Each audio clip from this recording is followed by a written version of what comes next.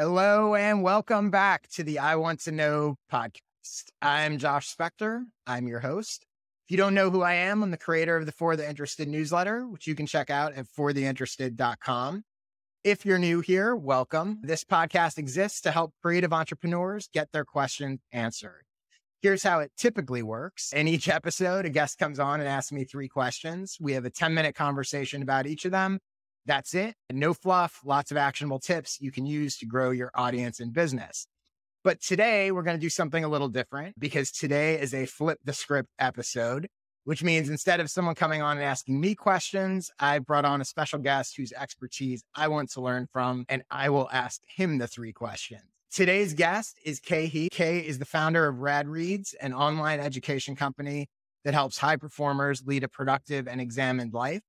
Rad Reads provides guides, coaching, and trainings for over 38,000 professionals to help them gain back free time, scale their impact, and make their little dent in the universe. Before founding Rad Reads, Khe spent 15 years working on Wall Street and was one of the youngest managing directors at BlackRock. He's been called Oprah for Millennials, which is quite a tag, by CNN, and the Wall Street Guru by Bloomberg. And his work has been featured in the Wall Street Journal, TEDx, Barron's, Time Magazine, and Quartz. He has an amazing newsletter. He is someone whose work I have really admired and whose opinion I respect, which is why I can't wait to throw questions at him and suck up all the intelligence out of his mind and what he's learned. So with that in mind, hey, Khe, welcome to the show. Josh, a lot of feelings mutual, long time fan and friend of everything that you create. So I'm honored to be here. Hello, listeners. It's great to be here. Yeah, thank you. Let's jump into it. So the first question I have for you is for everyone that's watching or listening to this, myself included, we are all, I am sure, spending time on things that are not the best use of our. You are a bit of an expert in productivity, and I think also in terms of focusing on using your time in smart ways. So what I want to do is I want to try to help them, and by them, I mean me as well, identify and remove some of the things that we're spending time on right now that probably aren't the best use of our time. So I thought one of the ways to do this is give me a few quick questions that we can ask ourselves or exercises that we can do to improve our productivity in the next month. And maybe as a starting point, feel free to give me a little take on your view of productivity in general. That should be easy, right? Just in a few minutes, help us solve everything. So, did the 10-minute timer start yet, or does it start now? We have an 8-week course on this. All right. I'll start with a very simple proposition that people often get wrong is not all tasks are created equally, right? I can send an email to a friend with a dinner recommendation, and I can send an email to a journalist at the Wall Street Journal. They both take 10 minutes. Just because something takes the same amount of time, doesn't mean it has the same amount of impact.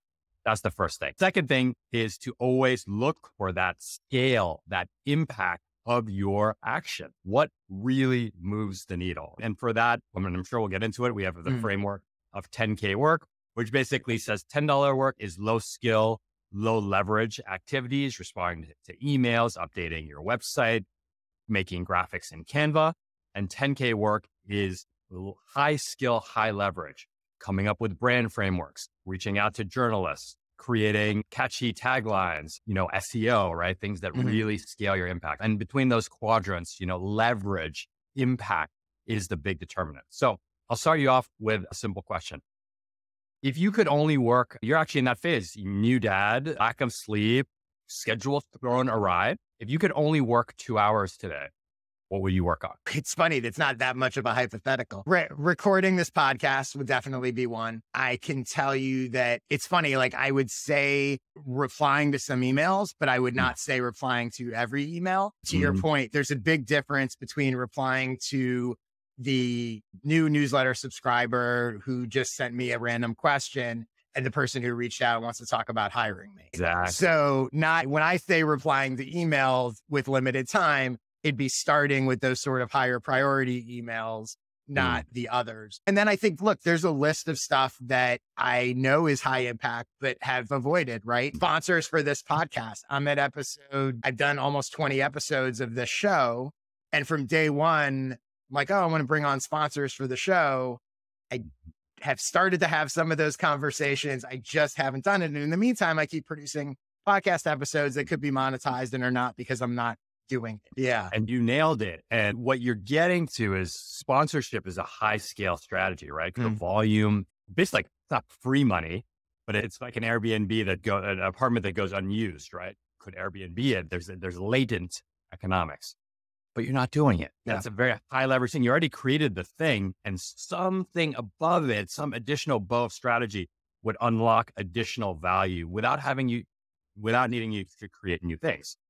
So that is an example of that high skill, high leverage. And one thing you would want to ask yourself is, what's the blocker? See, because what happens is with these things, they're like, you might have a little imposter syndrome. I'm putting words in your mouth. You might have a little imposter syndrome. You might not know exactly how to ask for a sponsor because that might be like a new thing for you, podcast sponsorships. So what happens, this is 10K work. It's much easier to drop back and be like, you know what? That thing is like making me a little uncomfortable. I'm going to get to inbox zero. Because when I get to inbox zero, I feel really good in that moment. And I feel like I got a lot done, right? And that's $10 work. And so we want to we all have to respond to emails, right? Even Jeff Bezos, Elon Musk, they have to respond to emails. But we want to get into like, how can Musk run 5 companies? He has to think of the highest leverage thing he can do, which is usually probably leverage and hiring and strategy, right? Yeah. Hiring and strategy are 2 very high leverage activities, but you can't do 100% of strategy or else you'd never execute. So always finding that balance and really understanding those blockers. I think there's a lot of psychological blockers. $10 work, you do it because you're tired. You do it because you're a perfectionist. You do it because you're scared of failure. You do it because you have imposter syndrome. You do it because you're distracted. It feels good to reply to YouTube comments, to reply to news. It feels like you're pushing the ball forward. You have guilt. 10K work. Ooh, this thing feels a little weird. Like sponsorships, I've never done this before. I've got to send cold emails. I don't really know exactly the right phrasing. I don't know the right pricing. And I don't know if it's going to work. And I might look a little foolish because I might ask for too much. Or if I ask for too little, I'm going to be self-loathing myself. Yeah, I was just going to go back to Canva as my safe space. And it's going to, and I would add to that also, in using myself in this as an example, is doing it's going to create additional work. And I got to figure out how to place the ads in the thing, and I got to coordinate and get the stuff. So you're right. There can be the fear of doing it for whatever reason, as you call them, blockers. But then there's also if I succeed, if I get a sponsor, now I got to do a bunch of other stuff that I'm on the hook for that I think also prevents it. I'm curious. And again, you can use mine as an example, but also just in general, because I do think this is really common, right? That people have those blockers I guess there's 2 different things. One is they're not sure what they should do at the higher leverage activity. Yep. But for the people that are like, I know my time is better spent doing this for whatever blockers I have, I'm not doing it. How do you recommend, or what can you recommend to help them get over that hump and overcome those blocks? So first example, super cheeky, but for those of you who followed my blog for a while, I think that the how and the why, so the personal psychological traits and the activity are intricately related. So I would say, if you have imposter syndrome, it probably comes from some fear that you have in you that you've not fully come to grips with or addressed. But let's put that one aside because that's really not why your listeners came to this episode. Another way would be to start very small. People do 25 minutes of 10K work every day. And you said, like a lot of people, that can be sitting with a blank notebook and asking, what is the highest leverage thing I can be doing right now? It sounds crazy, but we don't ever make time to think, right? Yeah. We're always creating, we're always updating, we're always tweaking and tinkering. Where's the thinking time? Just because we are creative entrepreneurs doesn't mean that we don't need to think and strategize and set a vision and set longer term goals and so on and so forth. So start small, 25 minutes. Let's start even really small, 25 minutes a week. Yeah. Thinking time. I find that I teach the damn thing and I find that hard to create that, but I get about 25 minutes a day of thinking time. So that'd be one way. The second way would be to identify next actions, right? And that's a kind of David Allen getting things done concept. Is people have these like elaborate product lists. You even mentioned it yourself. If I were to win the sponsorship, it unfurls this whole realm of activities. Start small. What's the next action? Next action, create a sponsor template in Notion, sponsor script, whatever, and start there, right?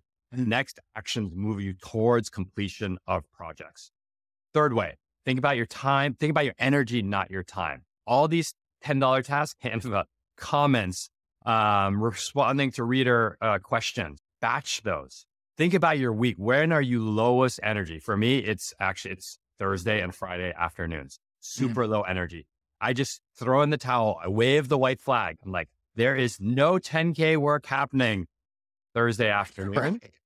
But I will get 100 low value tasks done while listening to music. Sometimes I even have a cocktail in my hand, and you batch them so that they're not, we have to do it. Please don't take away from this that you shouldn't do low value work. We all have to do low value work, but you want to minimize the low value work and you don't want it to distract from the high value work. And you can do that by thinking about your energy texture. Yeah, that's great. One other thing I would add that I've done, and again, it depends what you're trying to do, but one thing that has worked for me is I have these skill session products, and I have a bunch of products that I've created that you launch them, you promote them, they're always available, right? Sort of evergreen products. And there's that thing in the back of my head of, I should promote these more, even in like a basic, simple way, right? You can argue, is that promotion of that low value, high? It's actually pretty high value, high leverage. It's certainly, the potential is a tweet promoting a paid product has the potential to get me more than just another sort of random tweet, right? So one of the things that I did, and it was so obvious, and this goes to your point of take some time to think, right? It was so obvious in retrospect, is I set an autoresponder email. So now when someone subscribes to my newsletter, 30 days after they've subscribed, they get an email that says my 1 month anniversary gift to you. And they get this email and it basically says, hey, if you want a discount on any of these products, let me know. Appreciate you being here for a month. And so that runs automatically. And now it's driving sales automatically. The 10 minutes maybe that it took me to create that email now ensures that everybody that comes into my newsletter after 30 days is going to at least be aware that promotion is now on autopilot. And again, all it took was coming up with the idea in 10 minutes to set it up. So 5 minutes of thinking, 10 minutes of execution. And then this flywheel, probably not a massive source of revenue, but this little flywheel of extra income. Yeah. And it trickles in. And I think the other thing it does for me is it removes that feeling in the back of my mind of I'm not promoting enough. At least I'm doing something. I love Maybe that. I should still do more, but there's something at all times, every day, someone's getting an email promoting my services. And I love that you gave the perfect example of a 10K flywheel, right? Just like a little bit of strategic thinking paired with execution, paired with a unique skill or unique asset that you have, right? Readers.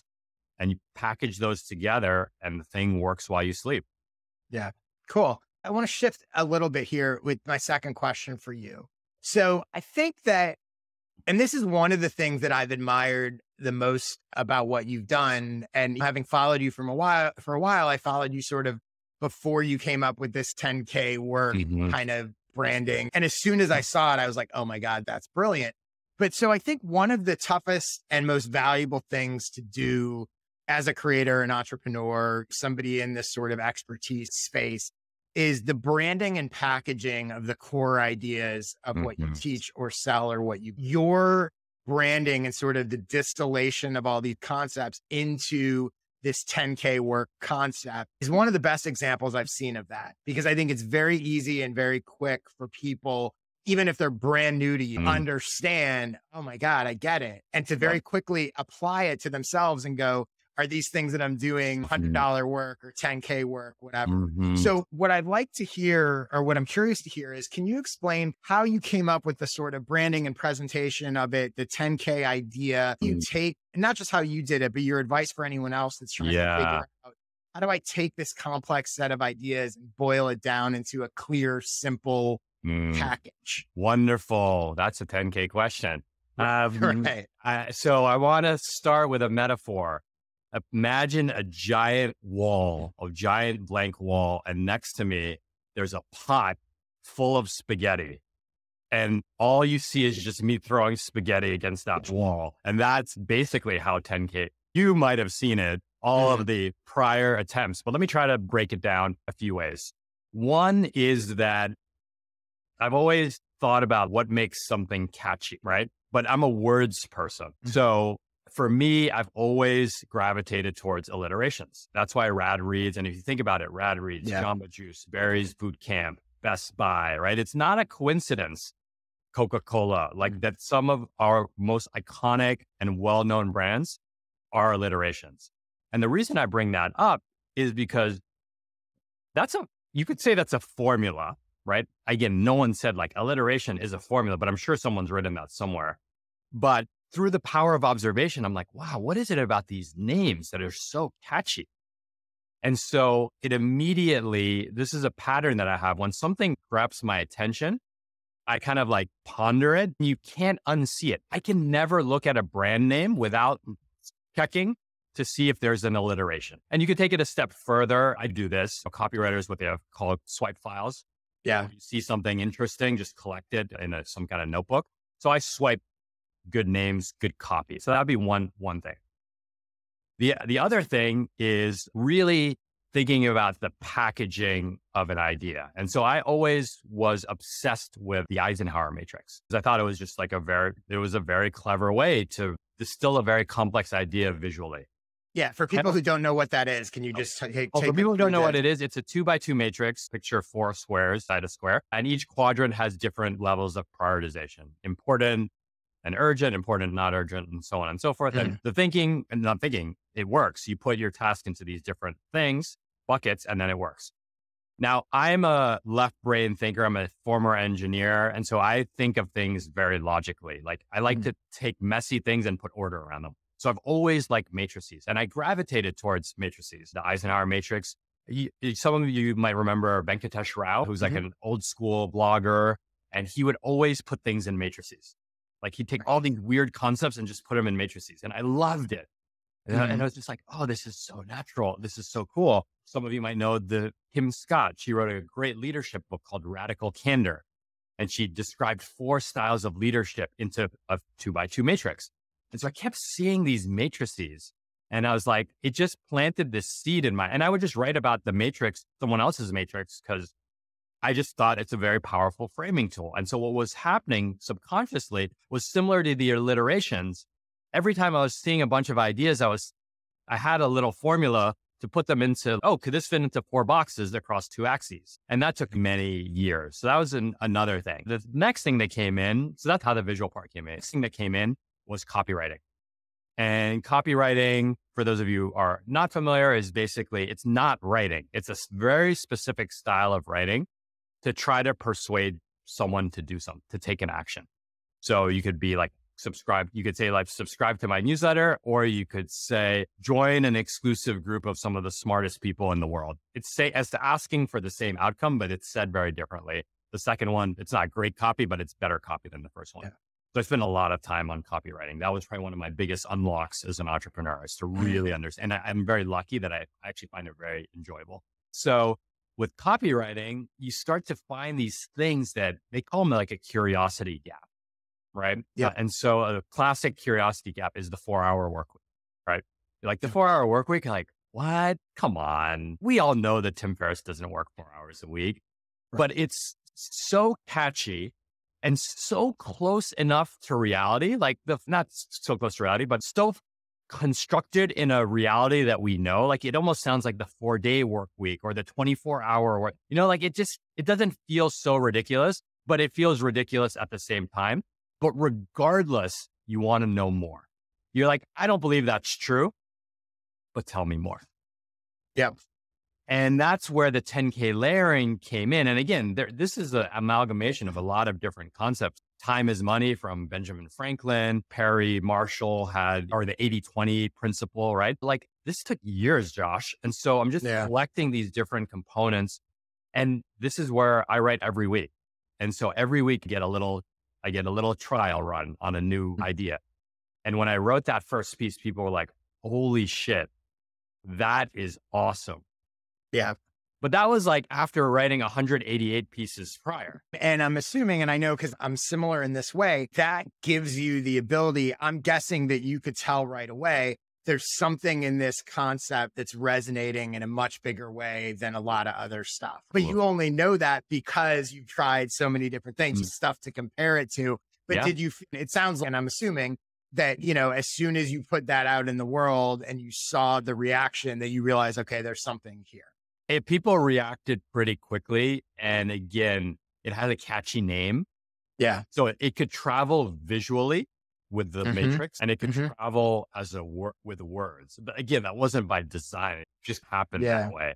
And then when I saw that, I just like double and triple down. And then what I realized, and you see this with many creators, is that it's like generalized framework enough that you can put I could do like the 10K work of entrepreneurship, right? Like the E-Myth, they have E-Myth for doctors, E-Myth for financial professionals, E-Myth for this. Once you have a generalized enough, but still specific container of ideas, 80-20 rule, you can then go in and just put it across all these different like verticals or niches. And then I just started like pushing it harder and harder. And like, it's a branding thing, but it works.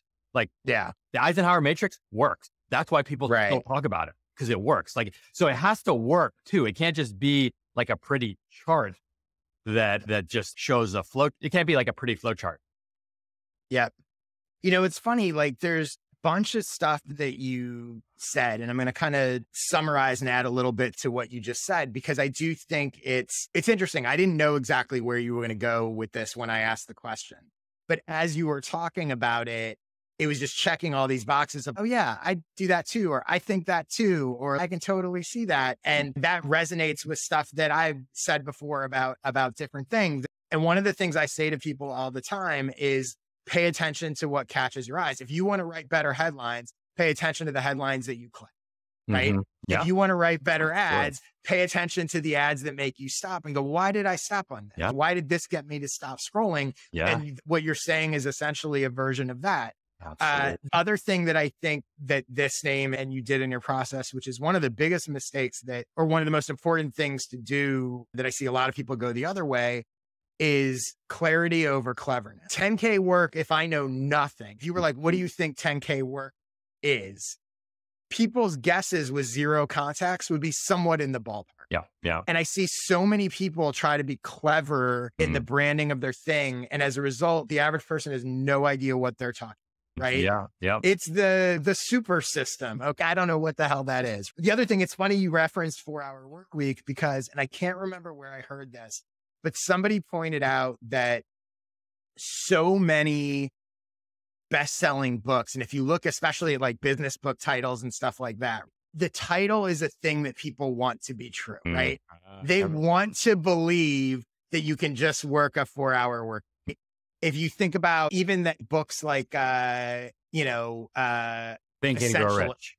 Yeah. Think and Grow Rich. Essentialism. They want to believe that they can just focus on the essential stuff and that whatever, that they can simplify everything. And there's, that book Range, right? But generalists want to believe that being a generalist is better than whatever. So 10K work, I think in some ways fits into that too, right? First of all, they want to believe that some of their work is 10K value or 10. They want to believe that they don't have to spend a lot of time on $100 work or it is. And then the last thing, which again, I find so helpful in my own work, putting stuff out there so that you can get that feedback loop.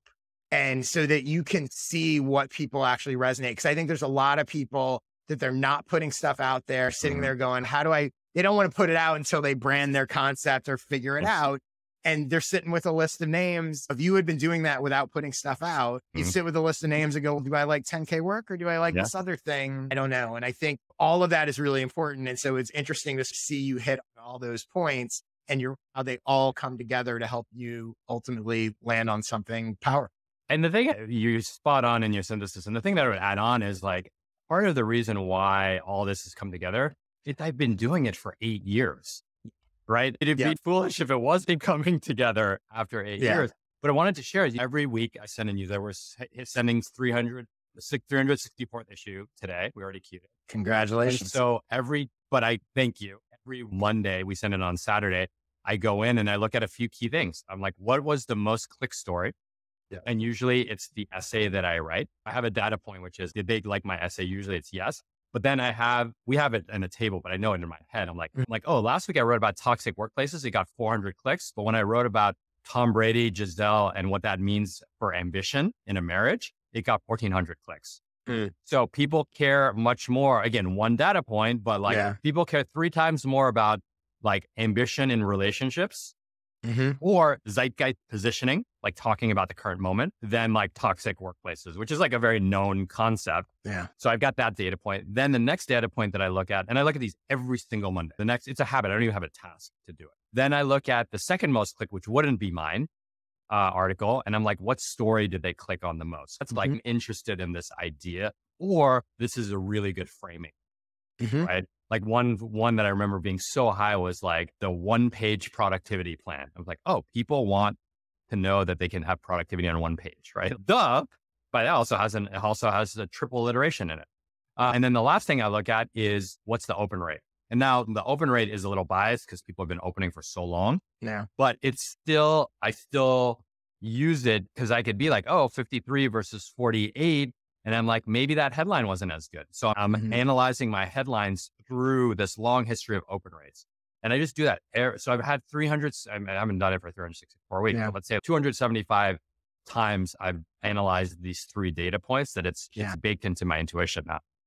Yeah, you learn a lot. This is a total side note, but it's one of the reasons why when I talk to people about newsletters, I'm not a fan of the full content in the newsletter, because when you put your full thing in the newsletter, you don't know if people clicked or not. You don't have a way of gauging their interest other than if some people reply. Yeah. So I'm always a fan of like summary and link, because I want to know how many people were actually interested in that topic versus, I can gauge the open rates, but I don't know. Did they read it? Did they not read it? Did they care? Whatever.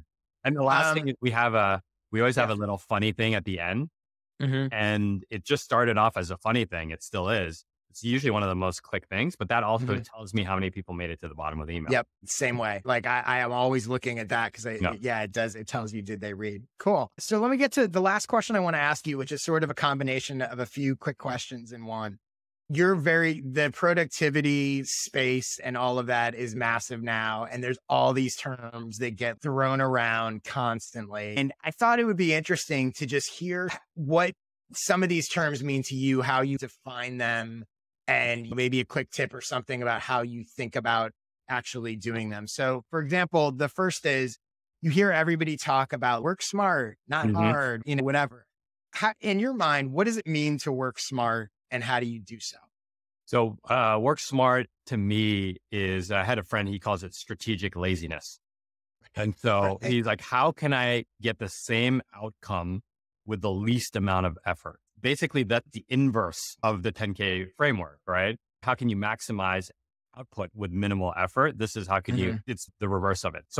So to me, working smarter is, are you living the life that you want to live? I surf every day. I meditate. I pick my kids up from school. I shut my phone off at 7:30. If I'm able to do those things, then I'm working extremely smart. Now people will say, well, you're running a growing startup business in a recession. Like, how are you able to do that? It is the byproduct of constantly asking myself, is this the highest leverage thing to do? Is this the highest leverage thing?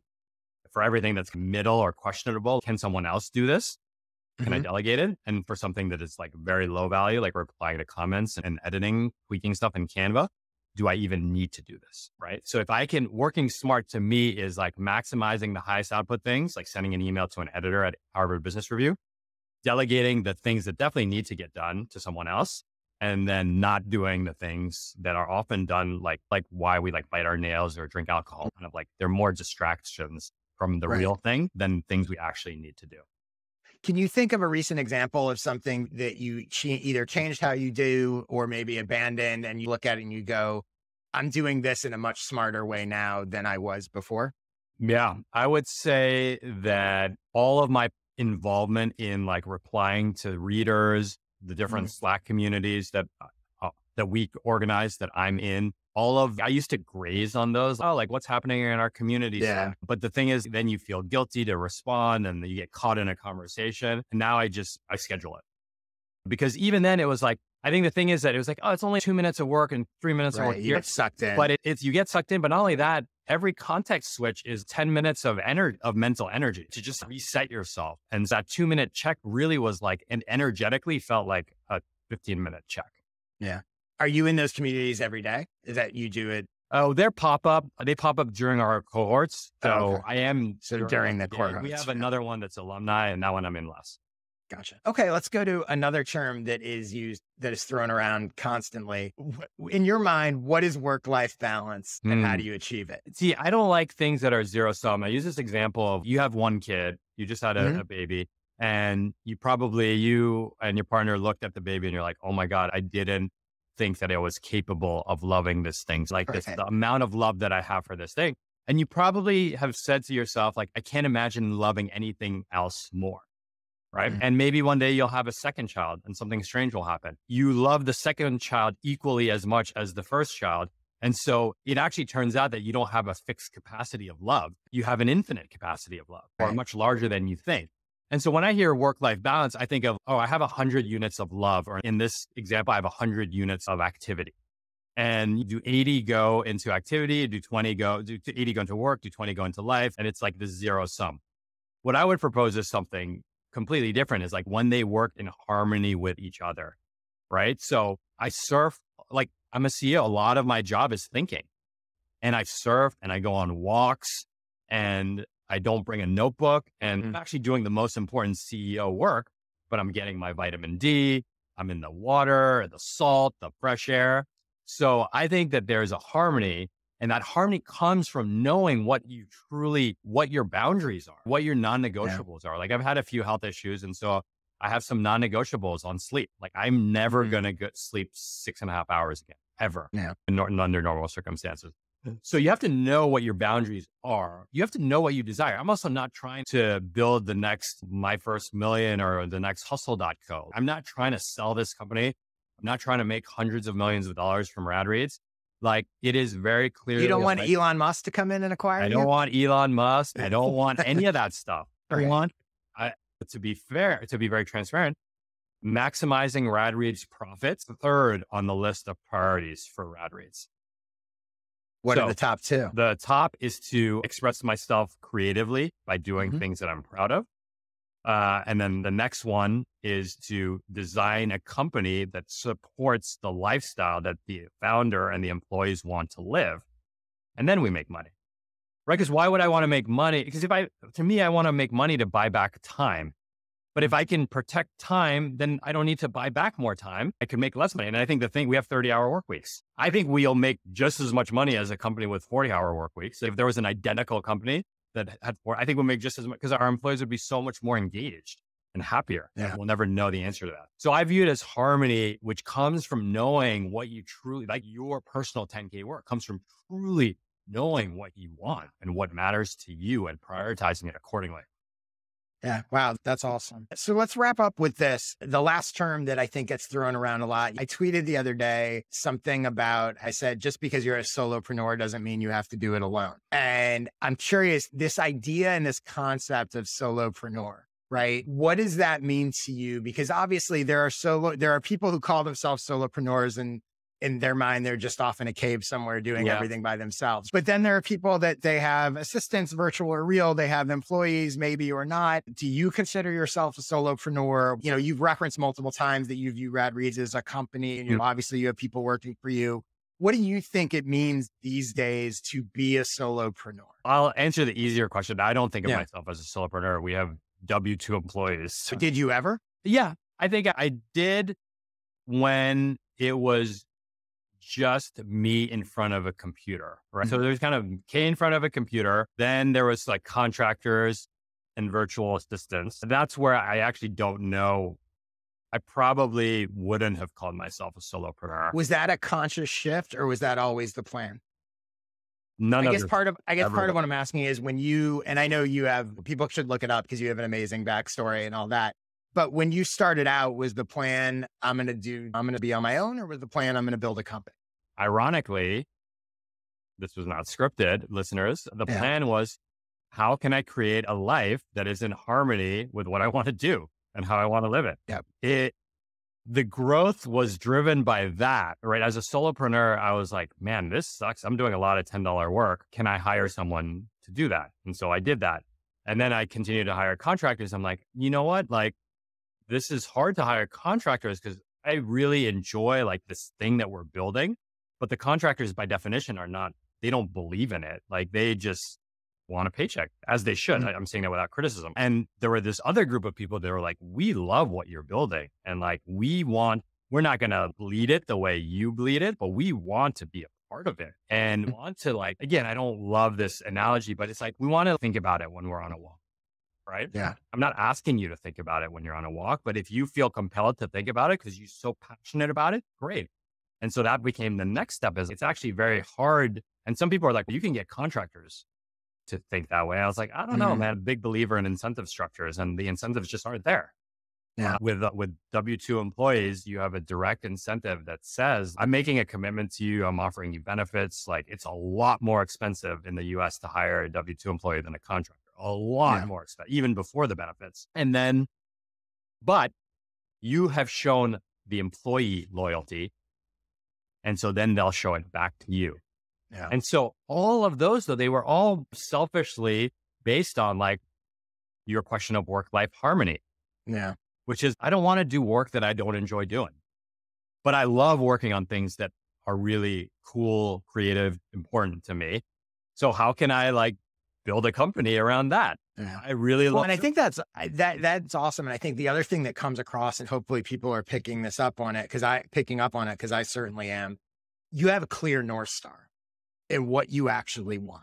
Yeah. And I think a lot of times it's interesting how often I'll talk to people and I'll go like, what's your goal? And they're like, oh, I want to grow my newsletter. And then, like, what do you actually want? Why are you even doing any of this? Right. I think a lot of times people struggle with that. And it seems like when you figure that out, it makes all the other decisions significantly easier. Yeah. They just fall into place. The other way, if you chase someone else's goals, the other things don't fall into place because they weren't your goals to begin with. Yeah.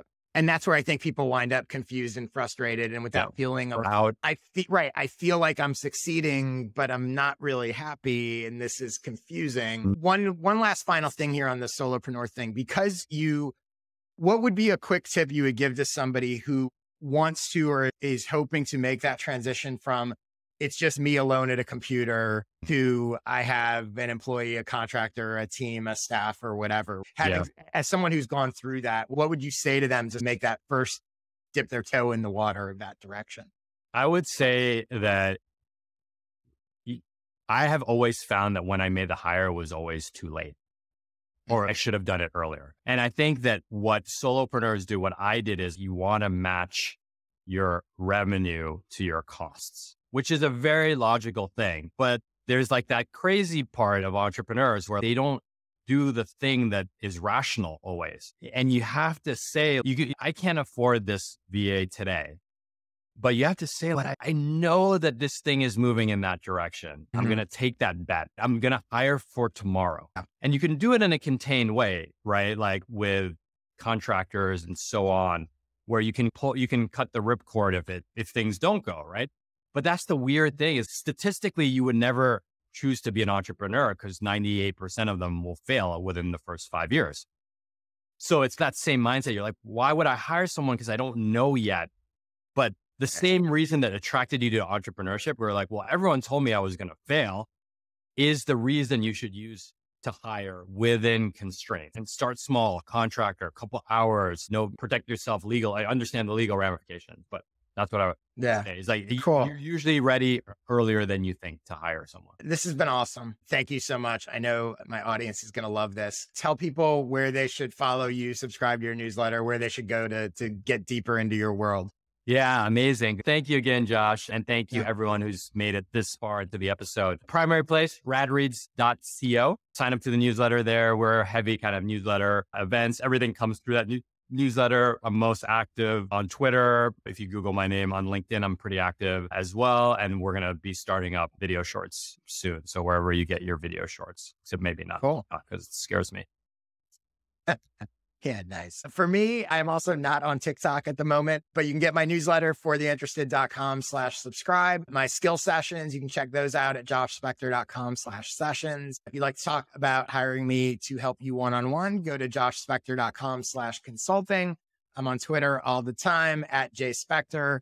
If you would like to come on the show and ask me some questions, go to joshspector.com/questions to apply, and then also rate and review and do all the stuff that every podcast host nags you to do. I appreciate it. And if you do tell people about the show on Twitter, make sure you tag me. I will retweet you. You will get in front of my 25,000 followers. So you can count that as a bribe or whatever you'd like to. Thanks everyone for your interest. Have a great week. Thanks again, Khe. We'll see you next time.